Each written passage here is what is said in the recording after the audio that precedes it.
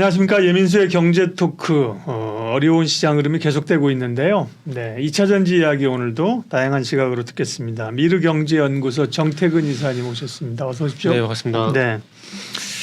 2차 전지도 사실 뭐 상반기처럼 주도주로서 네네. 독주 체제로서 끌고 가진 못하더라도 일정 부분 하락한 걸 좀 돌려놓고 그죠? 네. 그렇게 해야 되는데 여전히 좀 아직은 심리가 그렇게 좋지 못합니다. 2차 전지 일단 실적, 3분기 실적, 네. 그다음에 또 양극재 가격 하락 이 우려부터 좀 체크를 하고 갈까요? 네. 일단은 뭐 아직 초반이긴 하지만은 방송 초반에 일단 결론부터 좀 내고 이렇게 시작을 하게 되면 네. 일단 저는 개인적으로 일단 지금 시장의 하락을 주도하고 있는 게 누가 보더라도 2차 전지라고 봐야 되기 때문에 네. 아마 반등이 나오게 되면은 2차 전지도 반등이 나올 거라고 봅니다. 그러면은 그 반등이 나왔을 때 이제부터 고민해야 될 게 뭐냐면은 이게 기술적 반등으로 끝이 날 것인가 아니면은 추세적 상승으로 갈 것인가에 대한 고민을 해야 되는데 추세적 상승은 좀 힘들다라고 보다 보니까 조금 안 좋은 것들이 일단 보이더라고요. 그래서 방금 박사님께서 말씀하셨듯이 그 이제 양극재 수출 이런 동향들이 좀 눈에 띄더라고요. 그래서 말씀하신 대로 이제 양극재 수출 가격 동향을 한번 살펴보게 되면 네.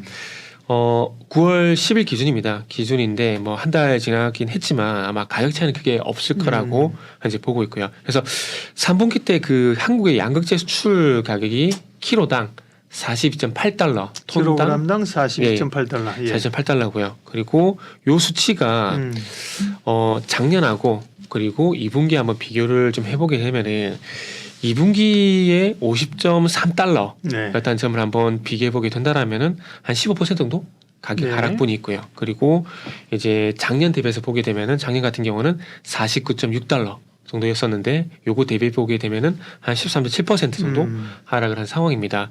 그리고 뭐 NCM 굳이 NCM 그리고 NCA 나눠서 좀 보게 되면은 일단 각각 이제 NCM 같은 경우는 또 14%가 하락을 했고요. 그리고 이제 NCA 같은 경우 18% 정도 하락을 했는데 요런 것들이 일단 요것만 가지고 톡 꼬집어서 말씀드리기 힘들지만 어쨌든 이제 2020년도부터 2차 전지가 부활을 받게 되면서 이제 관련된 기업으로서 이제 부각이 되고 있는 것들이 결국에는 양극재 기업들이 이제 주도를 하고 있거든요. 뭐 에코프로는 양극재 기업은 아니지만 그래도 에코프로 비하면서 에코프로로 바톤을 이어받았다는 점을 네. 보게 된다라면은 뭐 양극재 기업들의 동향을 먼저 좀 살피는 게 좋지 않을까 생각이 그렇죠. 들고요. 예. 기본적으로 양극재나 뭐 음극재 이런 게 잘 돼야 네네. 지주사들도 잘 갈 수 있는 거니까 네네. 그죠. 그러니까 지금도 뭐 에코프로보다는 에코프로 BM이나 포스코 퓨처엠이나 이런 쪽으로 네네. 주목을 하고 있는 거죠. 그렇죠. 양극재 가격이 이제 원료 가격이 그 리튬 가격이 빠진다는 얘기는 들었는데 숫자를 딱 보여주시니까 좋네요. 대략 한 전분기나 네. 전년 비해서 한 15% 정도 빠졌다. 네네. 그죠? 예, 우리가 뭐 주가도 그 정도 조정받았다는 느낌이 오잖아요. 네네네. 그죠? 그렇게 보면 되겠고요. 다만 이제 P는 떨어지는데 Q로 메꿀 수 있다 이런 얘기를 우리가 하고 있잖아요. 네네. 그거는 사실일까요? 글쎄요. 예, 그게 참 중요한데 가격이 떨어지더라도 이 가격이 떨어지는 만큼의 물량이 늘어나는 물량이 거죠. 늘어나게 네, 네, 된다면 크게 걱정할 필요가 없지만 수치적으로 봤을 때 떨어진 폭하고 늘어난 폭이 비슷하기 때문에 이게 어찌 보면 제자리라고 봐야 되지 않을까 생각이 들거든요. 무슨 얘기냐면은 네.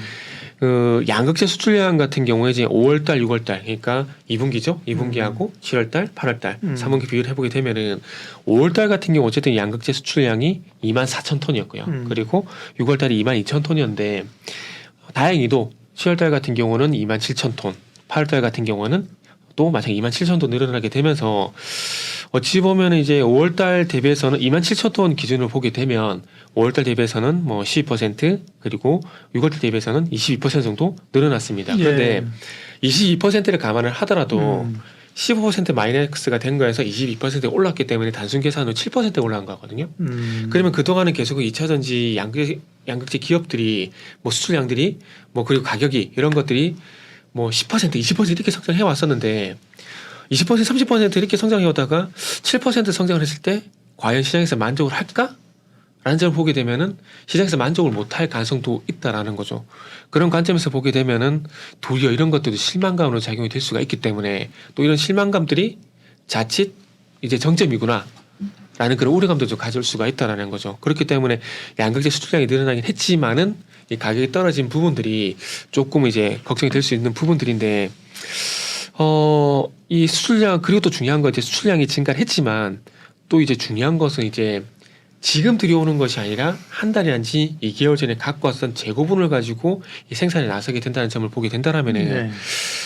뭐 가격적인 부담이 수익성에 대한 부담이 전혀 없다는 볼 수가 없는 거겠죠. 그래서 어찌 보면 질적인 성장, 양적인 성장 이 두 측면에서 보게 된다라면은 질적인 성장 같은 경우는 이 어찌 보면은 이 가격에 대한 부분들 이런 부분이 조금 이제 우호적으로 작용하지 못하고 있는 부분들이고 그리고 양적으로 봤을 때는 과연 그러면 2차 전지 전기차 2차 전지를 포함해서 전기차 시장이 지금까지 그랬던 것처럼 계속해서 그런 퍼포먼스를 계속 보여주느냐 이런 것들도 어찌 보면 유럽이란지 중국이란지 뭐 미국 이제 열렸기 때문에 논의를 하고 유럽이란지 중국 쪽을 보게 된다라면은 그리고 또 이제 리튬 가격이란지 양재 가격이 또 중국의 어떤 시세에 영향을 받고 있는 부분들이 있기 때문에 뭐 유럽과 어떤 중국의 어떤 전기차 시장이 이게 둔화라는 표현이라고 둔화라고 보기 좀 힘들고요. 그동안의 어떤 그러니까 시장이 꺾인다가 아니라 그동안 어떤 보여줬던 퍼포먼스만큼의 어떤 성장세가 지속이 될 것이냐 그건 아니다라는 거죠. 그러니까 조금 전에 말씀드렸듯이 네네. 30% 40% 계속 성장을 하다가 이게 성장폭이 이제 10% 7% 이렇게 떨어지게 되는 거죠. 근데 이렇게 되게 되면은 시장은 둔화가 됐다라고 표현을 좀 하고 있거든요. 그래서 어쨌든 뭐 양극재 수출 동향을 보게 된다라면 이런 좀 이슈들이 있다라고 좀 보시면 좋을 것 같아요. 워낙 가파르게 성장을 했었고 네, 그죠? 그렇죠. 네. 또 기대감도 높았고 네네. 그걸 사실 그러니까 충족시키는 게 쉽지 않잖아요, 그죠? 네. 뭐 80점 맞다가 네, 93점 맞았는데 네. 다음에는 99점이지? 근데 90분 나오니까 그러니까, 좀 더 했어야지. 그러니까 좀 부족한데, 네, 그죠? 그렇게 되는 이렇게 거죠. 되는 거죠. 아예 네. 뭐 60점, 70점이 아니라 그죠? 네. 기대감을 낮추기 어렵고. 그래서 네네. 어쨌든 지금 말씀하신 요인들이 3분기 실적에 반영이 될 거란 말이죠. 네, 그걸 그렇죠. 시장은 이제 우려를 하고 있는 겁니다. 그죠? 그러면 네네. 3분기 그 실적 전망치는 어떤가요? 네. 그래서 실적 전망치 좀 말씀드릴 건데 네. 그게 박사님께서 말씀해 주셨듯이 이렇게 올라가던 게 이렇게 완만해지게 되는 거죠. 그러니까요. 그러니까 요 이게 완만해진 게 이건데 이게 어찌 보면 이제 이렇게 올라가다가 이렇게 기울어지기 때문에 어쨌든 성장하는 건 맞지만은 조금 전에 말씀드렸듯이 이전에 이렇게 올라온 거에 대비해서 이렇게 올라가는 것들이 썩 만족스럽지 못하다라는 거죠. 그러다 조금 전에 말씀하셨듯이 이게 93점 받다가 99점 가야 되는데 그렇죠. 90점 내려오게 되면은 이것도 잘한 건데 네. 왠지 지난번에 93점을 받아놓다 보니까 조금 아쉬운데 그러게요. 될 수 있는 거죠. 근데 그게 이제 실적으로 나온다라는 거죠. 그래서 이 양극재 기업 같은 경우는 이제 대표적으로 세 개 기업을 보지 않겠습니까? 네. 에코프로비엠, 포스코 PCM, LNF. LNF 이렇게 좀 보게 되는데 에코프로비엠부터 한번 살펴보게 되면 일단 2분기부터 짚어보게 되면 2분기부터 어찌 보면 그런 신호가 왔다라고 봐야 될 것 같아요. 무슨 얘기냐면은 2분기 같은 경우도 영업이익 기준으로 보게 되면은 예상치가 1,289억 정도였거든요. 그런데 뭐가 기업명 BM 에코프로비엠의 네. 2분기 네. 영업이익 네. 예상치가 1,289억 정도 예상이 됐었는데 네. 결과론적으로 봤을 땐 1,147억. 2분기도 조금 미스했군요. 네네, 그렇죠. 미스가 된 거죠. 그런 상황에서 3분기에 이제 1,147억이 넘는 영업이익이 만약에 예상이 된다라면은 지금의 시장 리스크 지금은 시장이 안 좋은 거지 본질적인 어떤 퍼포먼스가 바뀌었다고 보기 힘든 거거든요. 그런데 3분기 때 현재 예상되는 영업이익이 지금 제가 드린 이제 이 원고에는 1,096억이라 얘기를 하고 있지만 네. 이게 제일 높은 걸 가져왔어요. 네. 제일 높은 걸 가져왔는데 잘하셨어요. 차도 안 좋은데 뭐 제일 네. 나쁜 거 가지고. 네. 네. 가져왔는데 이게 보통 1,050억 전후더라고요. 1,050억 전후고 1,096억 정도 이제 가장 높은 걸 좀 가져왔는데 2분기하고 비교해보게 되면 1,147억에서 어쨌든 1,096억이기 때문에 50억 정도 꺾이는 거거든요. 그러니까 조금 전에 말씀드렸듯이 80점, 93점 받다가 성적표가 이제 90점 약간 내려오게 된 거죠. 그런데 중요한 건 이제 전년 대비해서는 또 마이너스 22% 정도, 22.5% 정도 이제 마이너스 역성장인 거죠. 이렇게 보게 된다면은 2분기 때 예상치에 미치지 못하게 돼서 했다가 아니겠지 했는데 3분기 와가지고 조금 내려앉으니까 그러면 이제 그래프가 이제 이렇게 됐다가 이제 이렇게 완만해지는 게 아닌가라는 그런 걱정을 할 수밖에 없는 그런 실적 퍼포먼스가 나오는 거죠. 그리고 FN 네. 가이드의 저 뭐라 그래 컨센은 994억인데요. 네네. 1,096억을 가져오셨으니까 제가 제일 높은 거 갖고 온 거죠. 상단을 가져온 게 맞습니다. 그죠? 네. 근데 어쨌든 그럼 약간 피크아웃 얘기를 할 수 있다는 거죠. 네, 그죠? 그렇죠. 네. 에코 프로비엠이 사실 가장 네네. 대장 성격인데 그럼 퓨처엠은요? 퓨처엠 같은 경우는 괜찮아요. 괜찮은데 이제 이것도 2분기부터 살펴보게 되면은 네. 2분기 2분기 영업이익 예상치가 628억이었었는데 실질적으로는 이제 521억이 나온 거죠. 여기도 그렇구나. 네네. 네. 그리고 이제 3분기에는 855억이에요. 그러면 2분기보다 잘 나왔네. 성장하고 있네. 551억에서 그러게요. 855억이면은 잘 나온 거 맞네. 라고 할 수 있지만은 이게 또 퍼센테이지가 중요하지 않겠습니까? 네. 그렇게 본다면 전년 대비 4.5% 성장. 45%면은 이게 달라지겠지만은 4.5% 과연 만족을 할까? 라는 그런 생각이 좀 드는 거죠. 포스코 퓨처엠도. 일단 2분기 대비해서 보게 그 QOQ로 보게 되면은 이게 한 60% 성장. 네. 근데 YOY로 보게 되면은 그러니까 전년 대비 보게 되면은 4%. 근데 항상 실적을 볼 때 QOQ보다는 YOY로 많이 보거든요. 일반적으로 그렇죠. 네네, 일반적으로 그렇게 보거든요. 그래서 만약에 포스코 퓨처엠만 독특하게 시장에서 QOQ 전분기 대비해서 보게 된다라면은 이 퍼포먼스가 상당히 좋게 보이겠지만 만약에 진짜 노멀하게 평균적으로 보는 전년 동기에 대해서 보게 되면은 작년 대비 4% 성장? 뭔가 좀 아쉬운데 2% 부족한데 네. 이렇게 될 수가 있다라는 거죠. 그래도 성장을 하고 있어요, 그죠? 네네. 퓨처엠은 퓨처엠도 컨센은 818억인데 네네. 855억을 이것도 높은 걸 가지고 간 거예요. 잘하셨습니다. 높은 걸. 기왕이면은 오늘 제가 안 좋은 얘기 들기 때문에 수치를 좀 높은 걸 갖고 왔어요. 에코프로 BM이나 포스코 퓨처엠은 네. 사실은 뭐 실적에 대한 우려도 있고 주가도 조정받았지만 사실은 견조한데 네네. 사실 LNF가 실적 나올 때 미스하고 뭐 굉장히 그렇죠. 어려웠잖아요. 훨씬 네네. 더 지금 차이가 나거든요. 두 회사하고 LNF 실적은 어떻습니까? 예, LNF는 아시겠지만은 2분기 쇼크였었죠. 예, 쇼크. 그렇죠. 예상치가 714억이었는데 네. 30억이 나오면서 쇼크가 됐거든요. 예. 근데 이게 일회성 비용을 감안하게 되면은 그러면 3분기에는 당연히 좋아져야 됩니다.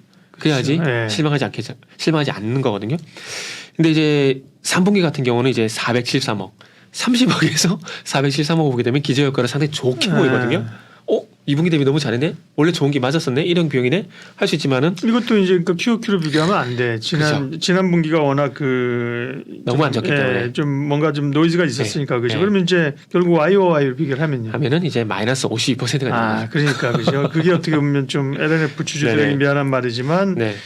객관적으로 보면 이제 그게 좀 기준이다, 실력이다 이렇게 볼 수 있는 네, 거죠. 맞습니다. 그래서 또 이게 방송 보시는 분들이 이렇게 반문을 하실 수도 있거든요. 3분기 일시적일 수 있지 않느냐. 물론 뭐 그럴 수도 있을 것 같아요. 그러니까 3, 4 공통적으로. 그러니까 예. 양극재 업체 공통적으로 예. 대부분 그렇게 보잖아요. 3분기는 부진한데 4분기 좋아질 거라고들 보는데. 네, 예. 그렇죠. 3분기만 일시적으로 안 좋은 것이 아니라고 이렇게 네.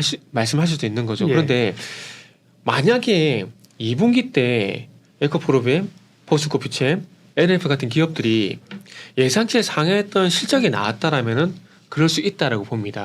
그런데 2분기부터 조금은 둔화되는 조짐이 나왔었다라는 거죠. 그러니까 이 예상치가 실제치와 말도 안 되게 높아져 있었다라면은 얘기가 달라지겠지만은 거의 근접한 수준에서 조금 둔화가 된 거거든요. 그러면은 생각했던 것보다 조금 덜 나왔다. 그리고 이 덜 나오는 부분들이 3분기까지 이어지게 되고 4분기도 이어질 가능성이 있다라는 점은 좀 염두에 두시는 게 좋다는 거죠. 만약에 예상치를 뛰어넘었다라면은 뭐 참 일시적으로 부진할 수가 있지. 물론 항상 좋을 수는 없으니까. 그렇게 되면 4분기에 좋아할 수 있다라고 볼 수 있겠지만은 이미 2분기 때 조금은 예상치 못 미치게 되면서 이게 약간 정점이 온 게 아닌가?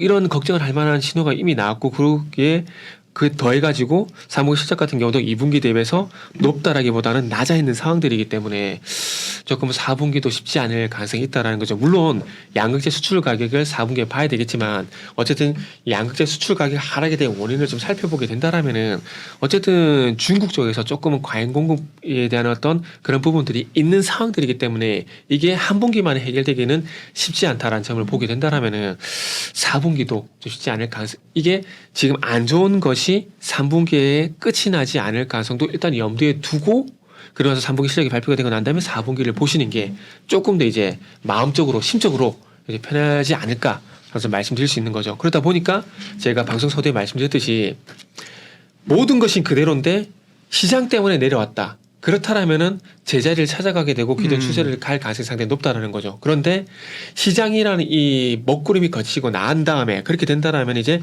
업종 종목으로 내려오게 되면서 이제 종목에 대한 퍼포먼스 이런 부분을 볼 건데 종목에 대한 퍼포먼스를 보기 위해서는 결국에는 이런 본질적 가치를 할 수 있는 여러 가지 지표들이 있겠지만은 그 중에서 가장 중요한 수치 실적을 보게 된다라면은 조금은 이제 아닐 가능성이 있기 때문에 시장이 돌아섰을 때 기술적 반등으로 끝이 날 가능성이 상당히 높다라는 거죠. 그리고 지난번 방송 때 제가 LNF 같은 경우에 LNF가 아니군요. LG이노텍 같은 경우는 제가 악플이 되게 많이 달렸었거든요. 그러니까 LG이노텍 같은 경우 어떤 말씀드렸냐면은 저포의 함정 이 빠지지 말라고 제가 말씀을 드렸어요. 근데 그 말씀을 드렸는데 댓글에 그대로 그걸 가지고 반박하신 분들이 나오시더라고요. 근데 그게 결국에는 뒤에 주가가 빠져버렸었거든요.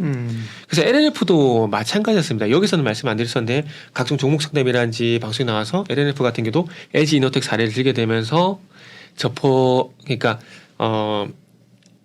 잠시 뭐라 해야 되죠? 그 저포의 함정 여기에 이제 빠지지 말라고 말씀드렸는데 LNF도 어찌 보면은 싼 것처럼 보인다고 네네. 이게 저평가가 아닐 수 있죠. 네네. 네. 거기에 그런 케이스에 일단은 들어갔다라서 볼 수밖에 없을 것 같아요. 그래서 일단은 제가 지난 시간에도 LNF가 아니죠. 에코프로 말씀드릴 때 에코프로 해가지고 지금 3번 연속 말씀드리고 있는데 뭐 추가 상승 힘들다. 에코프로가 이제 다시 말씀드리지만은 저는 개인적으로 에코프로가 단독으로 너무 잘 가게 되면서 조금은 물을 흘렸다고 봅니다. 네. 그러다 보니까 다른 2차 전지가 상당히 소외가 되는 현상을 좀 만들었고 그리고 에코프로의 힘이 빠지게 되면서 그 악영향이 이제 다른 2차 전지 관련 종목 쪽으로 좀 퍼질 수밖에 없는 네. 그런 양상으로 볼 수 있는 거죠. 그래서 그러다 보니까 올해는 적어도 저는 2차 전지를 안 본다고 말씀드리는 게 뭐 이런 방금도 말씀드린 뭐 실적도 있고 그리고 뭐 수출 가격 하락도 있고 그보다 더 근본적으로 사고 파는 것에 대한 문제를 봤을 때 에코프로가 너무나 강한 신세가 냈기 때문에 더 이상 이제 에코프로를 포함한 2차 전지는 재미가 없어. 그러니까 어찌 보면 이건 정밀적 분석이라든지 객관적인 근거에 대해서 말씀드리는 부분은 아닙니다. 그러나 이게 어찌 보면은 시장에 어떤 참여해 보게 되면은 이런 것들로 설명이 안 되는 그런 사례들이 분명히 있거든요. 네네. 그래서 에코프로 같은 경우는 그런 사례로 설명이 드리는 게 일단은 맞다라고 보고 그러다 보니까 2차 전지 같은 경우 올해는 네. 저도 좋지가 않다.